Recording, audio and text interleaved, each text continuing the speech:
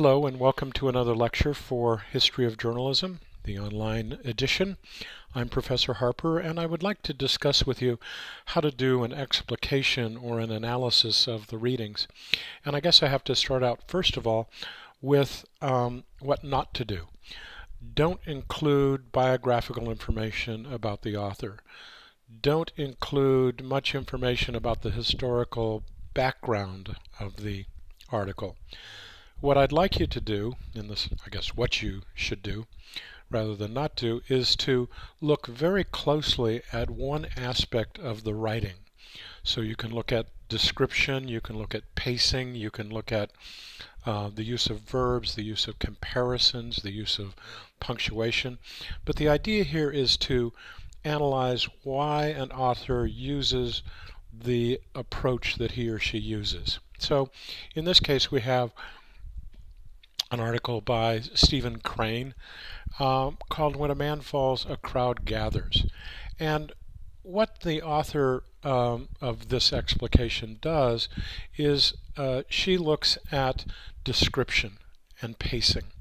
So, for example, in terms of the use of pacing, the loaded streetcars jingled past the scene in endless parade. Occasionally, from where the elevated railroad crossed the street, there came a rhythmical roar, suddenly began and suddenly ended. Over the heads of the crowd hung an immovable canvas sign, regular dinner 20 cents. Okay? So, as the writer here notices that there are jingled past, endless parade, to essentially describe the background scenery. The next sentence takes the motion further from, the motion of a streetcar, elevated railroad, sound is included, and also what the reader here is looking at is this particular article deals with a man falls in the middle of the street, a number of people gather around the fallen man, and it's essentially what we would do if we saw an accident, on the highway. It's Gaper's block.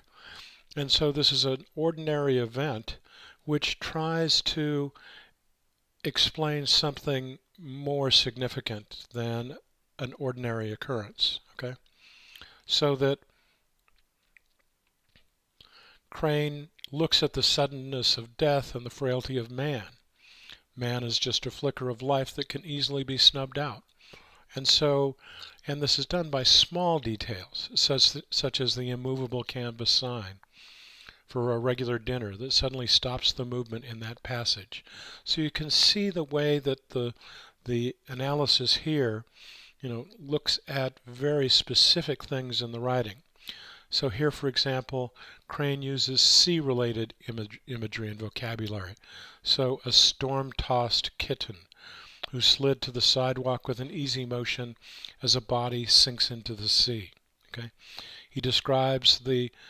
Crane describes the crowd of people as two streams, and each individual within the crowd is contemplating a death into which a human being is sunk.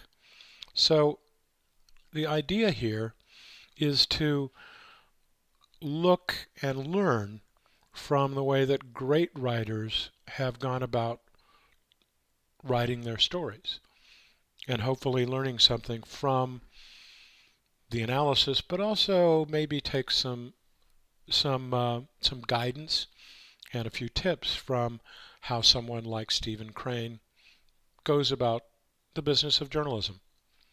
So thanks very much, and we'll see you online.